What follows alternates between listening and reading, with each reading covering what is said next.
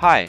In this video tutorial we will see how to enable the Product Selector, a new feature of My AR Studio that allows you to view multiple product configurations within a single universal viewer.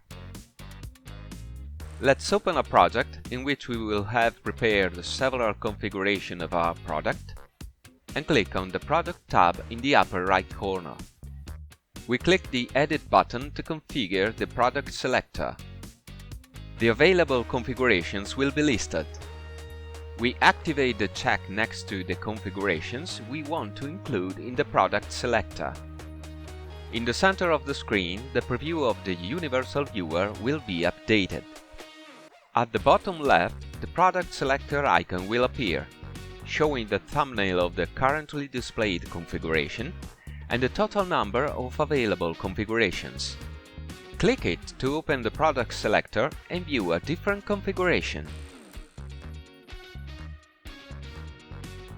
We can change the order of the configurations by dragging them to the desired location, or by clicking on the arrows next to each configuration. The Universal Viewer preview will be updated with a new order. At the bottom right, we find the Product Selector option panel. The first option enables augmented reality viewing on smartphones. The second one makes the 3D model load automatically into the Universal Viewer. We recommend keeping this option enabled at all times. The third allows the user to show or hide hotspots. The fourth automatically activates hotspots when the model loads.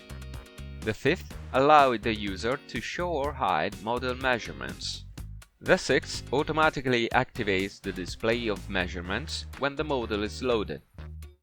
We click the Save button to permanently set the Product Selector, or cancel to discard the changes. Finally, in the last panel, we will find the Product Selector exports.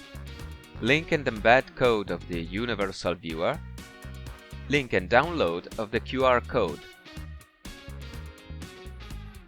Thanks for watching this video tutorial. I remind you to subscribe to our channel not to lose any news.